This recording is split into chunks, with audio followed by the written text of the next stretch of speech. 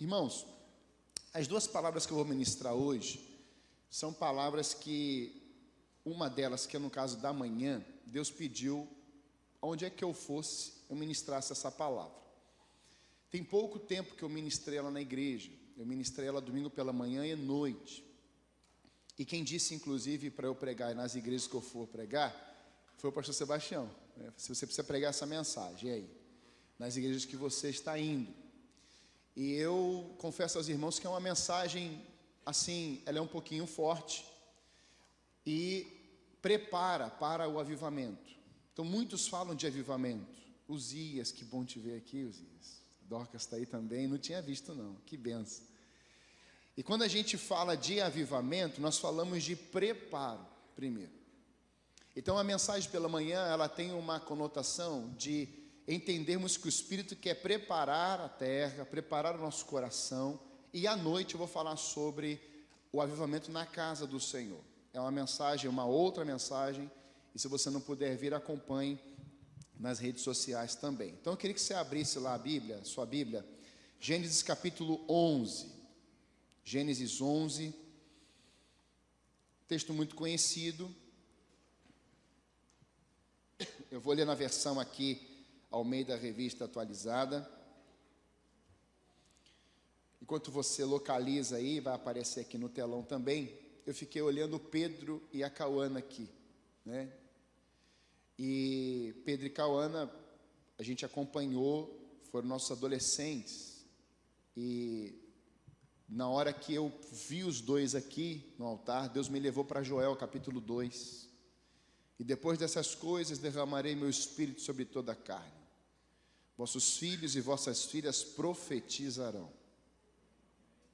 Irmãos, quando você vê jovens no altar, ergue as suas mãos e abençoe essa geração, porque é bíblico. O que você está vendo aqui, não que os outros não sejam, né? Todos que tocaram são jovens, né? Todos que tocaram são jovens, mas por causa da questão da história, e você vê filhos declarando palavras do céu sobre a igreja, é o que está escrito em Joel capítulo 2. Quando você vê uma geração mais nova dizendo assim, declarem um aleluia, são os jovens, os filhos profetizando. Declarem uma palavra de gratidão a Deus. Quando o guitarrista dá aquele solo, de alguma forma Deus está usando as mãos desse guitarrista, as mãos do baterista, Ele está usando as mãos do baixista, Ele está usando as vozes, declarando o quê? Palavras proféticas, declarações da palavra de Deus. Então, quando você vê uma juventude, um adolescente, uma criança declarando algo de Deus, Deus colocou isso no coração do profeta Joel, e estava escrito, e você sabe que isso vem em Atos. Isso é tão poderoso que isso atravessa do Antigo para o Novo Testamento e continua até os nossos dias, amém? Então, quando você vê jovens declarando, saiba que isso é bíblico, isso é poderoso. Filhos e filhas profetizando no altar do Senhor. A Bíblia diz assim, capítulo 11, de 1 a 9. Ora, em toda a terra havia apenas uma linguagem, uma só maneira de falar. Sucedeu que, partindo eles do Oriente, deram com uma planície na terra de Siná e habitaram ali. E disseram uns aos outros, vinde, façamos tijolos e queimemo-los bem. Os tijolos serviram-lhes de pedra e o betume de argamassa. Disseram, vinde, edifiquemos para nós uma cidade e uma torre, cujo topo chegue até aos céus, e tornemos célebre o nosso nome, para que não sejamos espalhados por toda a terra. Então desceu o Senhor para ver a cidade e a torre, que os filhos dos homens edificavam. E o Senhor disse, eis que o povo é um, e todos têm a mesma linguagem. Isto é apenas o começo. Agora não haverá restrição para tudo que intentam fazer. Vinde, desçamos e confundamos ali a sua linguagem, para que um não entenda a linguagem de outro. Destarte, o Senhor os dispersou dali pela superfície da terra e cessaram de edificar a cidade.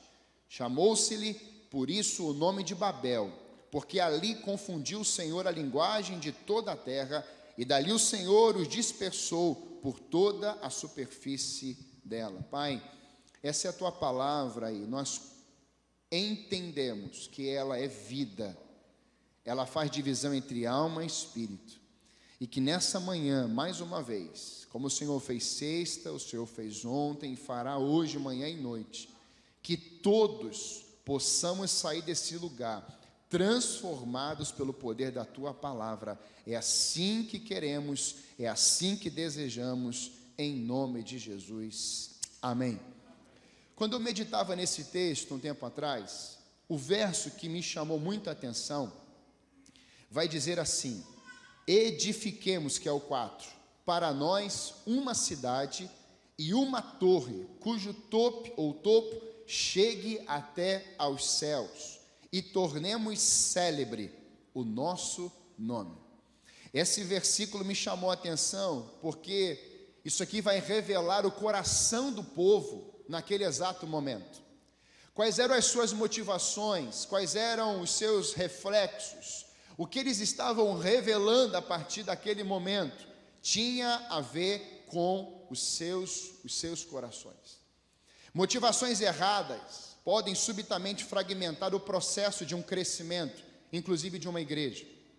Este versículo nos fala de pelo menos 4 transgressões que compunham a motivação daquelas pessoas e fizeram a unidade resultar num processo condenado de confusão e dispersão. Há unidades nos nossos dias que trabalham equivocadamente para a destruição e para o mal. E muitas vezes você não precisa de muitas pessoas. Um grupo pequeno faz um barulho muito forte, e quando eles estão em unidade, eles podem trazer destruição, eles podem trazer dispersão, eles podem trazer transgressões, ou seja, não realizarem a vontade de Deus e trabalharem com contaminações em lugares até bons. São pessoas que trabalham com um coração enfermo, com desejo humano. E essas 4 transgressões nós vamos perceber nesse texto. Edifiquemos para nós. O que isso tem a ver? Egoísmo e possessividade. Tem muita gente querendo construir algo para si, de si próprio. E isso coloca um banner, diga: eu que fiz, eu estou promovendo, eu é que estou realizando, e está lá o seu nome. Quando a gente olha para isso, percebemos que o coração estava construindo uma rebelião contra Deus. O foco era ser dono e não mordomo. Você já viu isso em algum lugar? Isso estava acontecendo nessa cidade, nesse contexto de Babel. A segunda transgressão é que nesse texto vai ter uma torre, cujo topo chegasse aos céus. Isso tem a ver com megalomania. Uma família, um povo que estava decidido a construir algo que começasse na terra e chegasse até o céu, ou seja, chegasse até Deus, mas por mérito humano, pelas mãos humanas, por causa do coração. O coração motivado de mania de grandeza, alimentando orgulho e soberba. E você percebe que isso tem tudo a ver com um coração disposto a se revelar. A terceira transgressão: façamos célebres os nossos nomes. Isso tem a ver com idolatria de reputação. São autoafirmações, amor à fama, tendências perigosas que revelam personalidade desequilibrada, e amor à fama são tendências também perigosas que vão trabalhar ao mesmo tempo a insegurança de alguém. Torre envolve memorial ou monumento a si mesmo, e aí Deus vai trabalhar exatamente o contrário. Quando Cristo vem, Ele trabalha o que? Altar, que é igual a renúncia. E nessa construção aqui, célebre, uma construção de um nome, ela envolvia uma torre, um memorial, um monumento, que alguém olharia aquilo e veria quem assinou. Você tem o quadro, você já viu o quadro Normalmente alguém vai lá e assina, e a pessoa vai lá, busca, se interessa por aquele quadro, por causa daquela assinatura. O quadro às vezes não é nem tão belo assim, mas a assinatura daquela pessoa faz com que aquele quadro se torne muito valioso. A última transgressão que eu vejo é que eles vão experimentar esse momento de unidade e fixarem as suas verbalizações, o seu sistema sendo desenvolvido, a sua cultura sendo implementada. E quando eu olho para isso, eu percebo que o desejo do coração de Deus não era que um povo ficasse num canto só, preso, com uma língua só, ou mensagens únicas entre eles, mas Cristo vai dizer: olha, eu tenho uma missão, ide por todo o mundo, pregar o evangelho a toda criatura, batizando-as em nome do Pai, do Filho e do Espírito Santo, e ensinando-as a observar. Nós percebemos que a construção de Babel, naquele contexto, você vê um contraponto, você vê algo totalmente diferente dos princípios e valores de Deus, e a partir da descida de Cristo, quando Ele vai levantar a sua igreja. Isso está na oposição. Quando a gente olha para isso, nós percebemos que naquele contexto da Torre de Babel, eu chamo do drama de Babel, você vê possessividade e comodismo. E fica claro para nós, nesse tempo, irmãos, que Deus vai nos mostrar algumas visões sobre isso. E eu queria trabalhar a partir desse texto, pelo menos 3 óticas. A primeira ótica, o que o homem viu com tudo isso. Como estava a realidade do coração do homem quando ele decidiu construir uma torre. Segunda ótica, como Deus viu tudo isso. E a terceira, qual a visão profética, biblicamente falando, a respeito do que o homem viu, do que Deus viu e do que Deus tinha planejado para a terra. Em primeiro lugar, na ótica do homem, como estava o coração do homem? Dá uma olhada para o lado e pergunta assim: como é que está o seu coração hoje? Pergunta para o outro lado. Só para dentro do beber água. Como é que está o seu coração? Se o seu coração estiver com revolta, você vai decidir construir uma torre e não um altar. Mas se o seu coração estiver acessível e sensível ao que o Espírito quer realizar em você, que é bom, que o Espírito Santo é perfeito, Jesus Cristo é perfeito, o Deus Pai é perfeito, e quando nós abrimos o coração, e Ele começa a mexer em nós saímos de um estado de criança, amém, irmãos? E começaremos a nos tornar o quê? Pessoas maduras. João, a epístola de João, vai trabalhar o Espírito Santo, mexendo na fase de criança do cristão, imaturidade, desenvolvendo, transformando ele em um jovem maduro, ou seja, um jovem forte, por isto vencestes o maligno, e depois ele traz para os adultos e depois para os pais espirituais. Quem caminha guiado pelo Espírito Santo tem uma vida de crescimento, e esse crescimento tem a ver com o fundamento que se chama Cristo, a nossa rocha. Mas o Espírito vai trabalhando, ele vai arrancando as impurezas, ele vai arrancando o medo, ele vai arrancando a revolta, ele vai arrancando as dores. Ele, aonde fica esses lugares tratados, a presença do Espírito vai governando essas áreas, amém? E é por isso que eu amo Romanos 8, que vai dizer que nem altura, nem profundidade, nem demônios, nem anjos, ninguém poderá nos separar do amor que está em Cristo Jesus, o nosso Senhor. É interessante porque nesse verso, ele vai dizer, nem o presente e nem o futuro, mas o passado pode paralisar qualquer tipo de pessoa. Paulo estava dizendo, olha, nada pode nos separar, menos o passado. O passado pode gritar dentro de você, pode governar você, pode mexer com você e pode paralisar você. Mas louvado seja Deus que a cruz é lá o endereço do nosso passado. A sarça, como eu falei ontem, veio, chama Moisés e transforma Moisés de um homem assassino para um profeta. Quando você tem um encontro com a sarça, quando você tem um encontro com a cruz, o seu passado não pode mais ficar na sua alma, nem em você. O seu passado precisa ficar na cruz de Cristo. Amém, irmãos? Isso por quê? Porque nós vemos um movimento de revolta contra Deus, que se repetia na história. Essa é a ótica do homem.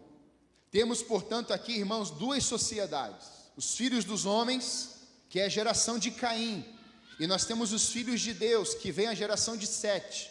Você sabe que Caim mata Abel, e quando Caim matou Abel, Deus vem com a sua graça e derrama ali mais uma vez a oportunidade da Eva ter mais um filho, e Sete vai ficar no lugar de Abel. E nós temos duas gerações: filhos dos homens, filhos de Deus. Filhos dos homens vem da geração de Caim. Essa geração se corrompeu através de casamentos e perdeu-se o senso de servir a Deus, de adorar a Deus, e a sociedade se tornou uma grande segurança para ela mesma. Ela foi se dando em casamentos, e casar não é pecado, não é problema, é bênção. Mas eles começaram a realizar casamentos fora do propósito de Deus. Eles começaram e pararam de adorar a Deus. E os filhos de Deus, eles vão realizar algo na contramão disso, que é a geração de Sete. Eles continuaram adorando, eles continuaram oferecendo adoração ao Senhor, se prostrando diante de Deus, e você começa a perceber que, ao Deus destacar uma geração que vivia fora de um propósito, e uma geração que vai viver completamente alinhada com Deus. Só que o tempo passa, e em determinado momento, essas gerações vão se encontrar, filhos dos homens e os filhos de Deus, e você vê um casamento das gerações, e o pecado vem, e a iniquidade brota, e Deus tem que destruir tudo, mas Ele acha uma família. Diga-se comigo, uma família. Só uma família Deus precisa. Ele precisa de um coração, de um lar, para trazer recomeço. E aí você vê que toda a humanidade precisou ser destruída por causa desses encontros malignos, podemos dizer assim, dessas maldades, dessas perversidades, dessas unidades sem propósito. Irmãos, isso tem sido uma vertente, infelizmente, no nosso país e em tantos outros lugares. Muitas vezes nós olhamos para uma realidade e nos conformamos com aquilo que está acontecendo, e aquilo é destruição. E Deus coloca os seus filhos, somos nós aqui na terra, para gerarmos o quê? Mudanças. A Bíblia vai chamar os filhos de Deus como agentes de transformação. Quando Paulo andava, quando Pedro andava, quando os homens cheios do Espírito Santo de Deus estavam em alguns lugares, aquelas cidades não eram mais as mesmas.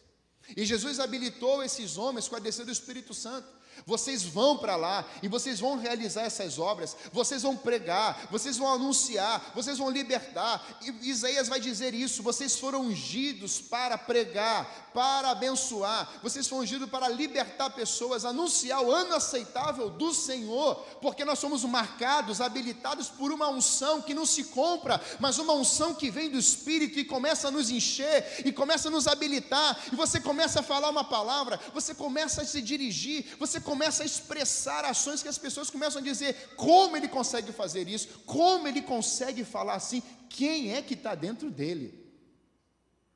É o poder do Espírito Santo de Deus. E quando a gente olha para isso, irmãos, a gente percebe que a caminhada, ela precisa ligar em nós alguns alertas, porque o coração do homem é enganoso. Dentro disso, em Gênesis 10, 8, um homem vai surgir. Cuxi gerou também Nimrod, o primeiro homem poderoso na terra. Ele foi o mais valente dos caçadores e por isso se diz valente como Nimrod. Grave bem isso. Há no coração do homem o desejo de uma construção pessoal. Você pode falar isso comigo? Diga assim: há no coração do homem o desejo de uma construção pessoal. Todos nós aqui já tivemos isso, ou estamos tendo, ou vamos ter. Eu preciso construir algo. Faz parte do ser humano. A questão não é o que constrói, é como constrói. Não é o que você fala, é como você fala. Nimrod queria dominar o mundo, então ele decidiu construir a Torre de Babel. Há um desejo no seu coração em que o seu nome fosse famoso, que além de um sonho, o desejo dele era dominar o mundo, governar a humanidade, ser o chefe. Ele constrói, além de uma cidade, ele constrói uma torre. E é interessante porque Deus havia dito justamente o contrário para Noé. Deus abençoa Noé e seus filhos, dizendo-lhes: sejam férteis, multipliquem-se e encham a terra. Nimrod vai dizer o contrário: nós vamos nos reunir em um só lugar para controlar todas as coisas. Quem vai dominar somos nós. Somos nós que vamos ditar as regras, somos nós que vamos falar e vão ter que obedecer, é a gente que vai governar, vão ter que se dobrar diante de nós. O que nós construirmos vai dar certo. E onde é que está Deus nessa história? Numa caixa. Então Nimrod é um homem poderoso. O primeiro homem poderoso na Bíblia vem Nimrod. Eu te pergunto, quem libera poder? Deus. Deus libera poder sobre nós, irmãos. Ele vai fazer isso em Atos: eis que vos dou poder e autoridade para pisar em serpentes e escorpiões. Permaneçam em Jerusalém, até que do alto seja revestido de poder. A igreja só caminha pelo poder do Espírito Santo, que o contrário que é verdade. Deus precisaria ser o centro, enquanto na visão de Nimrod, Deus precisaria estar numa caixa. Na ótica do homem, ele mudou o foco da unidade de pessoas. Aquilo que unia as pessoas depois do dilúvio era temor do Senhor, os valores do reino de Deus. Mas agora, no tempo de Nimrod, o que estava unindo as pessoas era a glória do homem, construir alguma coisa para exaltar seu próprio nome, sendo considerado até uma espécie de pequeno Deus ou pequenos deuses. Isso estava no coração do homem. E quando o coração do homem é inclinado para as construções pessoais, apenas o caráter sofrerá alterações. Quando a gente começa a fazer um projeto, ou a gente está servindo bem no começo, a gente chega assim, normalmente, né? Pastor, o que está precisando aqui? Precisa varrer? Precisa limpar? Precisa ficar na recepção? O que está precisando? Eu amo as ovelhas, lá na igreja em Santa Felicidade. Deus me colocou num bairro que eu chamo de cidade, e o nome dela é Santa Felicidade. Meu irmão, não tem como dar errado o negócio. Além de ser Santa Felicidade, não é verdade? Então, quando eu olho os membros da igreja, eu amo pessoas que dizem assim: pastor, o que está precisando aqui? Pastor, o que o senhor estiver respirando, nós queremos respirar juntos. Oh, que glória! Pastor, o que o senhor está planejando? Qual é a visão?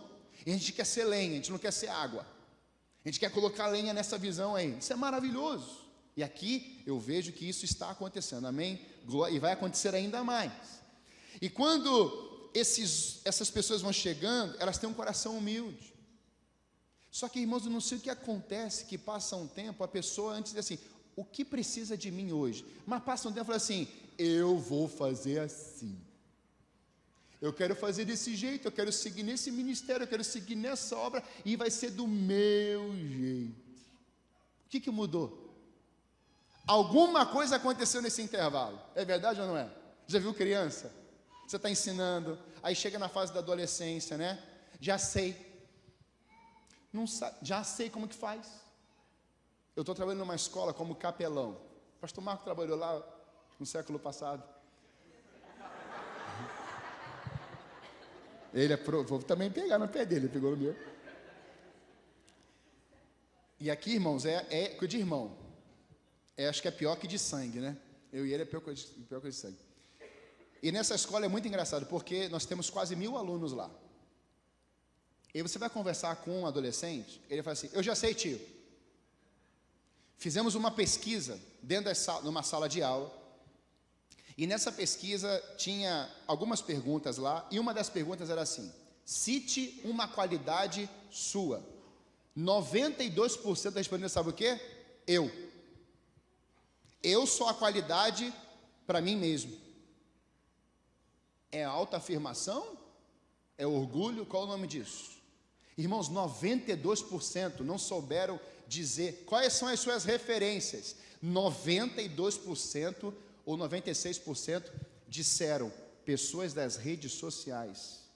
Teve uma menina que disse: a minha referência é a minha mãe, mas ninguém. Ou era super-herói, ou era Neymar, ou era... Os nomes lá você já sabe. Ou seja, tem alguma coisa acontecendo na fase de criança, adolescência ainda. Então, quando a gente olha para tudo isso, nós percebemos que ao descobrirmos algumas coisas, algumas ferramentas, nós temos um poder nas mãos. E como usamos isso? Sabe o que eles descobriram, irmãos? Tijolo e argamassa. Era a tecnologia do tempo. Quando eles descobriram tudo isso aqui, o domínio, o dinheiro e o poder ficaram desenfreados. E esse sistema, ele infelizmente continua até os dias de hoje. A prioridade de muitos corações, irmãos, é ser rico, dominar, governar, é ter o nome estampado na placa. Isso, irmãos, foi visto na ótica do homem. O coração do homem estava assim. E Deus me deu uma frase: quando uma torre é construída, o altar sempre será desprezado. Quando o coração do homem está preso a construir, realizar uma construção da terra para o céu, certamente esse coração abandonou o altar de Deus, porque ele se tornou o centro de todas as coisas. Segundo lugar, qual a ótica de Deus nisso tudo? Como é que Deus enxergou isso? Repare comigo o verso 5 a 9 desse capítulo. Desceu o Senhor para ver a cidade e a torre que os filhos dos homens edificavam. E o Senhor disse: eis que o povo é um, e todos têm a mesma linguagem. Isto é apenas o começo. Agora não haverá restrição para tudo que intentam fazer. Vinde, desçamos e confundamos ali a sua linguagem, para que um não entenda a linguagem de outro. Destarte, o Senhor os dispersou dali pela superfície da terra, e cessaram de edificar a cidade. Chamou-se-lhe por isso o nome de Babel, porque ali confundiu o Senhor a linguagem de toda a terra, e dali o Senhor os dispersou por toda a superfície dela. O que Deus viu? Como Deus agiu? Deus viu e tocou na arrogância do povo. Deus desceu para ver a cidade e a torre. E aí esse trecho mexe comigo, porque eu sempre perguntei assim: Senhor, por que o Senhor desceu? O Senhor é Deus. O Senhor tem o controle. Isaías fala que o Senhor tem o mundo na palma da sua mão, e o Senhor sabe de tudo. Os atributos específicos estão no Senhor, onisciente, onipresente, onipotência. Por que o Senhor teve que descer? E aí Deus começou a ministrar ao meu coração isso, porque Deus desceu como há de... Sabe quando a pessoa faz assim: eu vou lá embaixo para dar uma olhada nisso que os homens estão construindo? Foi a maneira de Deus usar, irmãos, de uma brincadeira. Deixa eu dar uma descida para ver esse negócio. Eu vou descer lá, porque esse negócio que eles estão construindo tem tanto poder dentro deles, que eu quero dar uma olhadinha nesse negócio de perto. Deus desce, e ele vai enxergar ali de perto, podemos dizer assim, uma tecnologia: tijolo, argamassa, betume. E é interessante porque no trabalhar de Deus com ironia, ele enxerga a arrogância no coração do homem. Você só aprendeu a construir tijolo e betume, e já quer construir uma torre para chegar no céu. E aí nós temos algumas cenas no mundo, na história. Alguém disse, ao construir o Titanic, que nem Deus destruiria o Titanic. Recentemente você acompanhou bilionários construindo alguma coisa, sem assim com tanto dinheiro, mas com tão pouco investimento. Esses homens vão descendo para chegar perto ou dar uma espiadinha no Titanic. E o que aconteceu com aquelas pessoas, irmãos? O que aconteceu com aquele equipamento? Implodiu. Sabe, essas coisas mexem comigo porque eram homens bilionários. E certa vez eu estava numa escola também, E eu perguntei para os alunos assim, qual o lugar mais rico do mundo? E as pessoas falaram, lá no Oriente Médio, Budai, Nova York. E eu falei assim, não, o lugar mais rico do mundo é o cemitério. E as pessoas se assustaram. Como assim? Porque no cemitério tem muita gente que foi enterrada e não ofereceu os melhores valores enquanto vivas. Tem muita obra missionária que foi enterrada com muito bilionário e milionário. Obviamente Deus levantou outros, glória a Deus por isso. Mas tem muito abraço, muito beijo, muita ausência de perdão que foi colocado debaixo da terra, que não foram dados enquanto vivos. Tem muita pessoa, muita gente que não vivenciou enquanto vivo tudo aquilo que Deus ministrava em seus corações, decidiu levar junto consigo. E quando a gente olha para um contexto desse, a gente começa a perceber, irmãos, que nessa arrogância, nesse orgulho, a gente segura as coisas. E quando eu olho para a vida por exemplo, do endemoniado gadareno, que morava no cemitério, uma pessoa rejeitada, uma pessoa que era excluída, uma pessoa que ninguém queria chegar perto, totalmente dominada por demônios.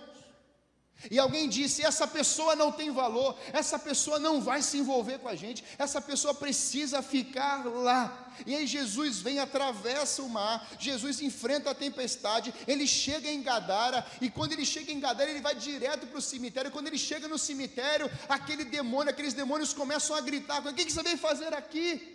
E Jesus dá comandos, e aquele homem é liberto, porque o cemitério tinha aceitado aquele homem, mas Jesus Cristo chegou naquele lugar para acabar com o sistema de morte na vida daquele homem, e transformar ele, que era um gadareno, um homem cheio de demônios. Os demônios vão dizer, quem está aí? Eles vão dizer, uma legião, e uma legião naquele tempo tinha pelo menos 6.000 soldados, então você imagina pelo menos 6.000 demônios dentro de uma pessoa. Aquele homem é transformado dentro do cemitério, aquele homem é enviado para sua casa, ele se transforma num missionário, ele vai pregar em Decápolis, 10 cidades, anunciando a verdade de Jesus. Nessa manhã eu tenho aqui para te dizer, em nome de Jesus, o que está te dominando sobre morte, o que disse que você vai ver sobre morte, o que está te aprisionando, ao que você quer construir uma torre para chegar no céu, o que está vivenciando dentro do teu coração hoje, Jesus Cristo chegou, o reino chegou, a vida chegou, e o propósito dele vai se cumprir na sua vida, em nome de Jesus. Quantos recebem isso aqui? Eu creio nisso. Torres serão destruídas na nossa geração, mas altares serão levantados para a honra e glória do nosso Deus, aleluia. Quando Deus toca na arrogância do homem, o único recurso que lhe cabe é o arrependimento genuíno. Deus vem e destrói aquela torre. Deus tocou no orgulho, irmãos. Babel, na linguagem ou na língua daquele tempo, significava portal dos deuses. Sabe o que Nimrod estava construindo? Um portal para divindades malignas operarem naquela região. E quando nós olhamos para isso, nós percebemos que construir um portal aos deuses, levantar uma religião que pudesse controlar Deus, mas eu olho para tudo isso e eu percebo que Deus tem graça e misericórdia e Ele desce. Se Deus fosse lá no seu endereço hoje e descesse na sua casa e na minha casa, o que Deus estaria olhando e dizendo para nós hoje? Tem uma torre aqui. Ou será que Ele olharia e veria os Abraãos, as Saras, que Abraão, de onde chegava, levantava um altar a Deus? E sabe o que é isso? É o batismo. Quando Abraão dizia assim, olha, eu cheguei nessa terra, eu estou levantando um altar de adoração a Deus. Isso é para que todo mundo saiba que o meu Deus é o meu sustentador, é o meu governo, e eu me dou a Ele. Ele também se volta para mim, a minha vida é dele, e Ele é meu, e nessa região, Ele que governa. Abraão fazia isso. Quando Abraão saía da sua região, ele ia para uma outra região, mas ele levantava um altar na saída, ele levantava um novo altar na chegada. Sabe qual é o nome disso, irmãos? Um coração disposto a dizer: eu não quero construir as minhas torres, eu quero construir os altares. Por isso que vem a canção: eu levantei, Senhor Deus, o que? Altares de adoração a Ti, eu levantei altares de adoração ao Teu glorioso nome. E no batismo acontece exatamente a mesma coisa. Você está em um ato público, e naquele momento que você desce as águas, morrendo para esse mundo e ressuscitando com Cristo, no mundo espiritual, diante de todas as pessoas, você está dizendo: a partir de agora, eu tenho um governo, o nome dele é Jesus de Nazaré, ele é o meu Senhor, ele é o meu Salvador, e isso se torna público e todos estão vendo, é o nome dele, é o nome de Jesus. Aleluia! Deus é tão misericordioso que eu quero ler uma passagem com você. Em Daniel capítulo 4, 28 a 37, que alguns podem dizer assim: pastor, eu não tenho mais jeito. Eu sou tão orgulhoso, eu sou tão assim, que olha, não tem mais jeito, a minha vida, sabe pastor, olha, eu fiz tanta maldade com os outros, a minha história, olha, porque você depois, você pode conversar, eu converso com você, algumas pessoas que eu evangelizei, que nós já batizamos, que já estão na igreja hoje, que tinha assim, coisas assim, que eu não posso nem falar, não pode, mas hoje são tementes a Deus, são as fiéis, são pessoas que viram Deus mudar realidades que o homem não poderia jamais mudar. Mas eu quero te dizer, quando Deus toca no orgulho, todas essas coisas, a partir do verso 28 de Daniel 4, todas essas coisas sobrevieram ao rei Nabucodonosor ao cabo de 12 meses, passeando sobre o palácio real da cidade da Babilônia. Qual é a cidade, irmãos? De Babel, Babilônia. A origem da Babilônia não é Babilônia, vem de Babel.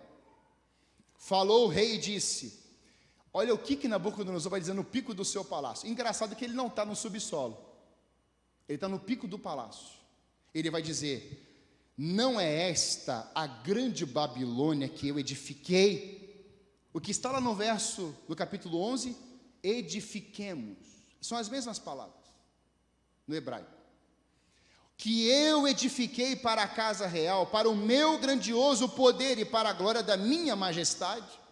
Falava ainda o rei, quando desceu, de novo, Deus não desceu lá em Nimrod? Deus desceu também ali, agora na vida de Nabucodonosor. E olha que interessante, desceu uma voz do céu, a ti se diz, ó rei Nabucodonosor, tem nome, Deus te conhece, Deus chama você pelo nome, não é pelo apelido, não é pelo seu pecado. Deus sabe quem você é. É Nabucodonosor, Deus chamou de Nabucodonosor. Já passou de ti o reino. Serás expulso de entre os homens, e a tua morada será como os animais do campo, e far-te-ão comer ervas como os bois, e passar-se-ão 7 tempos por cima de ti, até que aprendas que o Altíssimo tem domínio sobre o reino dos homens, e o que dá a quem quer. No mesmo instante se cumpriu a palavra sobre Nabucodonosor, e foi expulso de entre os homens, e passou a comer erva com os bois, e seu corpo foi molhado do orvalho do céu, até que lhe cresceram os cabelos com as penas de águia, e as suas unhas como as das aves. Mas ao fim daqueles dias, eu, Nabucodonosor, isso aqui tem que mexer com a gente, irmãos.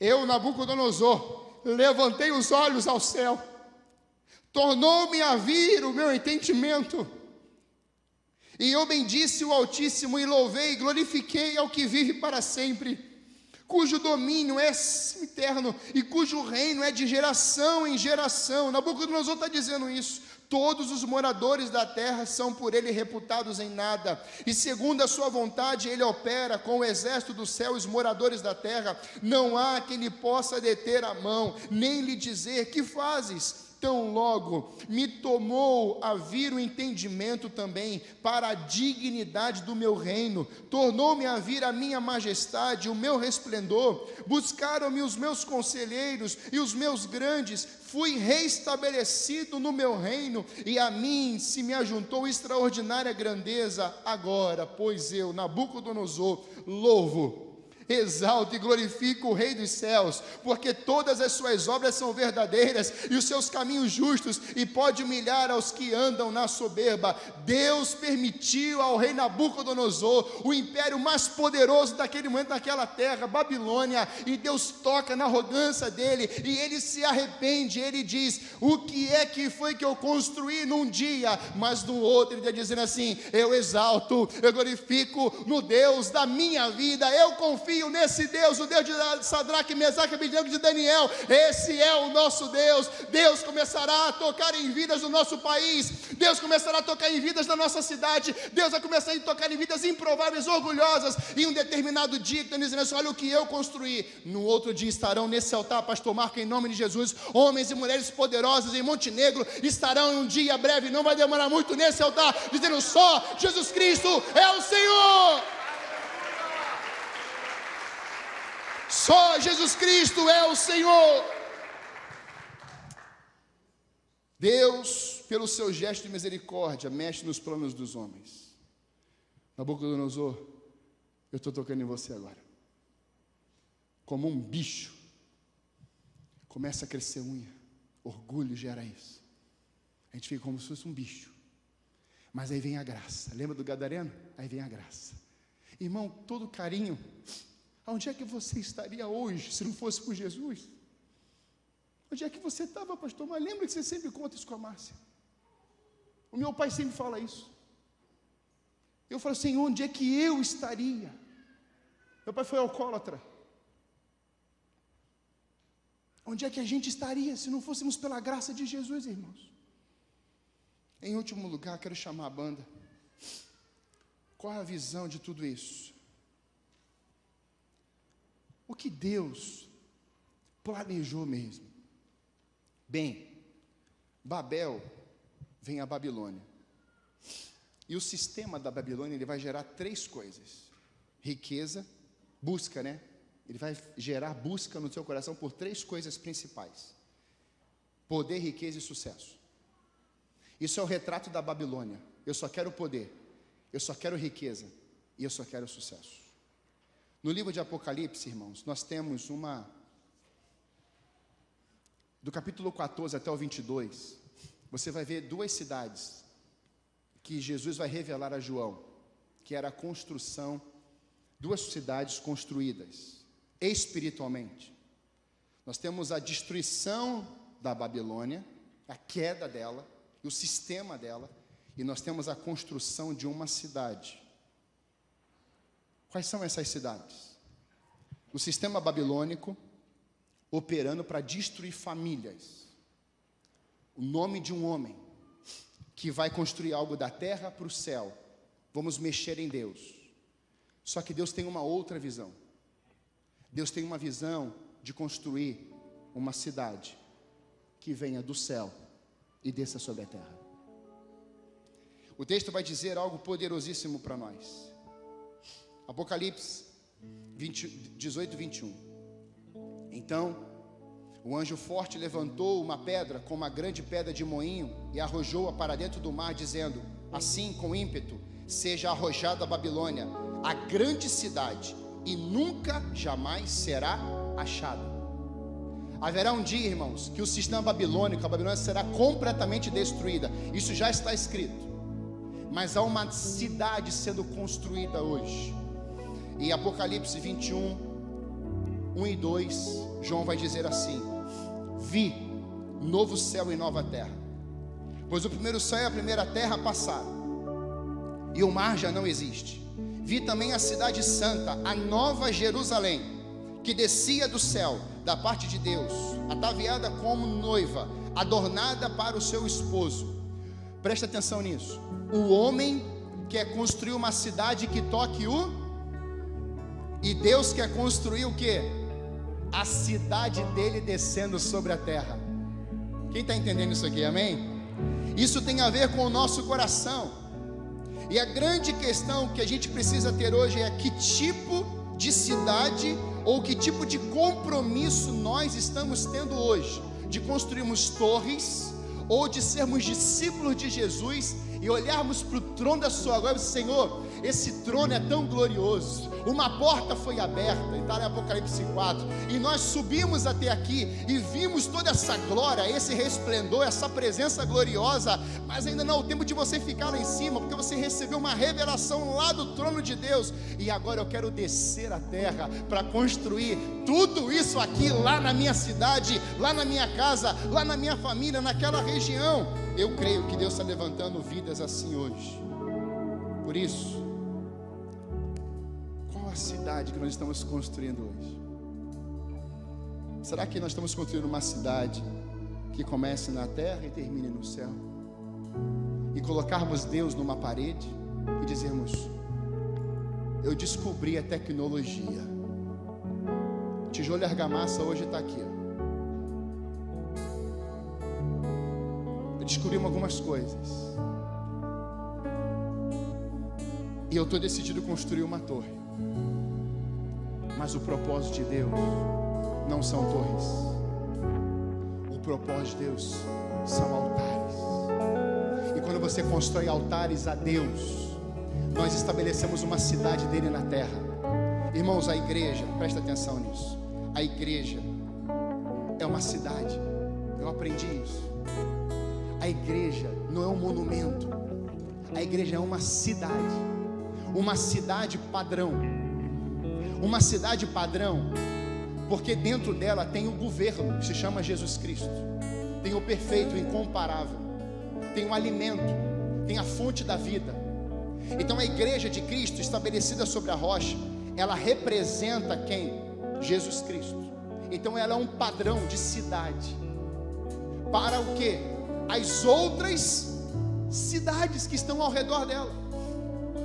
Então dentro da casa de Deus, irmãos, tem que ser padrão. O padrão não vem da terra, o padrão vem do céu. A unidade não vem da terra, a unidade vem Deus Pai, Deus Filho e Deus Espírito Santo. Isso vem do céu. Onde é que está a cidade maravilhosa? Não o Rio de Janeiro, longe disso. Mas onde é que está a cidade santa? Onde é que está a cidade gloriosa? Onde é que está a cidade que você vê? Não vê mais choro, você não vê mais dor, você não vê mais trauma, você não vê mais problemas nesse sentido de um competir com o outro. Não existe isso no céu. Então nós temos que começar, como família de Deus, construirmos uma cidade aqui dentro. É a presença do Espírito. Nós temos que começar a construir uma cidade lá na sua casa. É o padrão de Deus lá na sua casa. E nós temos que começar a construir uma cidade aqui, nesse local, porque tem muitas cidades ao redor. E quando as pessoas olharem, elas vão ver: lá eu vejo a glória de Deus, lá eu vejo a restauração, lá vão enxugar as minhas lágrimas, lá vão me dar um lenço, lá vão me carregar no colo, lá vão me formar em uma pessoa digna, lá vão caminhar lado a lado comigo, lá tem comunhão, lá tem paz, lá tem alegria. Essa igreja é assim, diga amém. Essa igreja é viva, amém. Essa igreja ama, amém. Essa igreja é animada, fervorosa. Essa igreja salta na presença de Deus. Essa igreja aqui opera milagres, maravilhas. Essa igreja prega o evangelho. Essa igreja está experimentando algo poderoso. Mas nós olhamos para Jesus e Ele opera no infinitamente mais daquilo que pedimos ou pensamos. Esse é o nosso Deus, é o dono da cidade, é o dono da nossa vida. Fique de pé no seu lugar.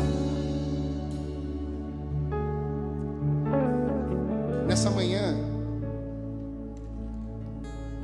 talvez alguém entrou aqui dentro dizendo isso: eu queria construir uma torre, não quero mais.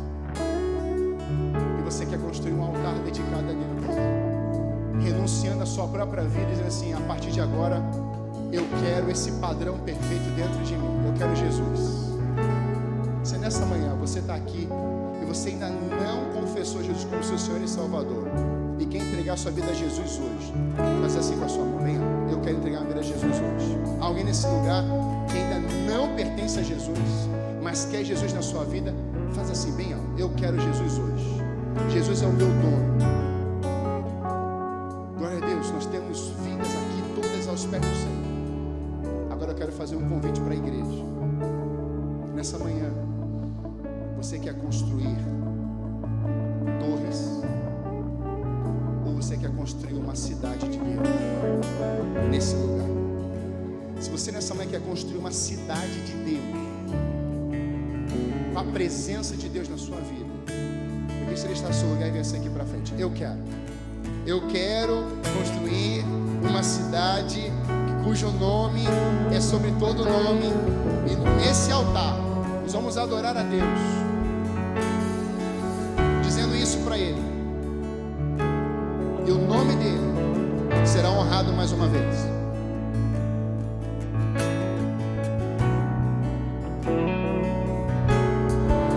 Olha isso, irmãos, dá uma olhadinha nessa tela que apareceu, uma só voz. O que Nimrod queria fazer lá? Uma só voz, uma só língua. Aí Deus desce e acaba com tudo. Só que essa é a letra do Espírito Santo para a igreja hoje. Um só pensamento, um só batismo, uma só fé e uma só palavra. É a palavra de Deus. Então eu queria que você orasse comigo. A gente vai orar em unidade, porque as torres vão ser quebradas na tua vida hoje, e você será visto como um filho que levanta altares dedicados a Deus. Repita assim comigo: Senhor Jesus, nós declaramos a quebra das torres nas nossas gerações. Nós anunciamos o poder da unidade que foi estabelecida pela pessoa de Jesus.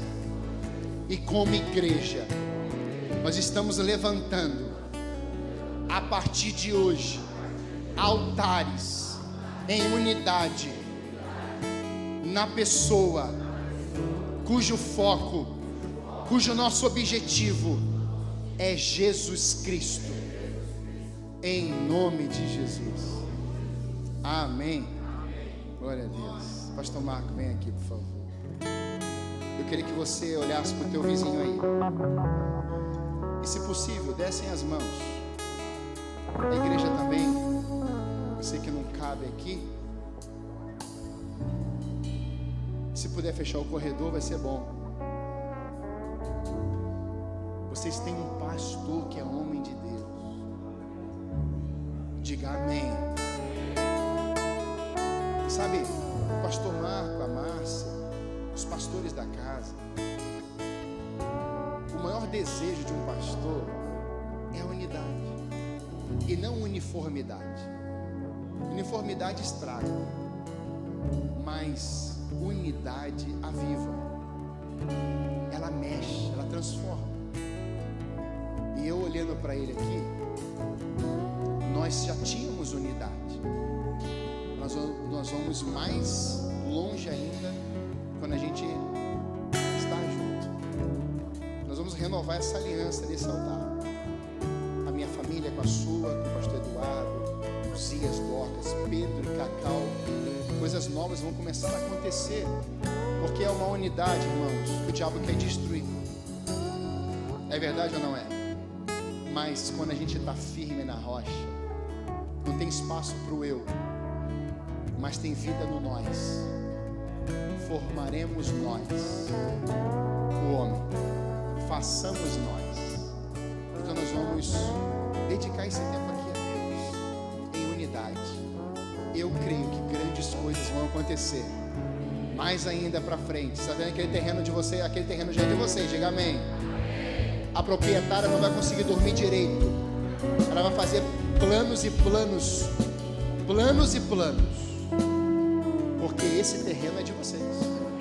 Glória a Deus. À noite eu vou contar algumas coisas que Deus está fazendo lá, mas a gente também precisa entender que Deus tem o seu tempo. Glória a Deus. Que beleza. Vamos orar. Pai, em nome de Jesus, nós queremos agradecer tudo que nós ouvimos nessa manhã. Nós recebemos uma palavra do céu sobre a nossa vida, e nós pedimos isso, Senhor, Que tudo que foi pregado nessa manhã seja uma realidade na nossa vida. Que a nossa família, a nossa cidade viva debaixo de unidade do Espírito Santo. Porque o Senhor nos ama e nos une em laços de amor. Pai, muito obrigado por esse tempo tão maravilhoso que o Senhor nos dá. Ajude-nos, Senhor, a viver isso de verdade. Ajude-nos, porque se estivermos juntos mesmo, não haverá impossíveis.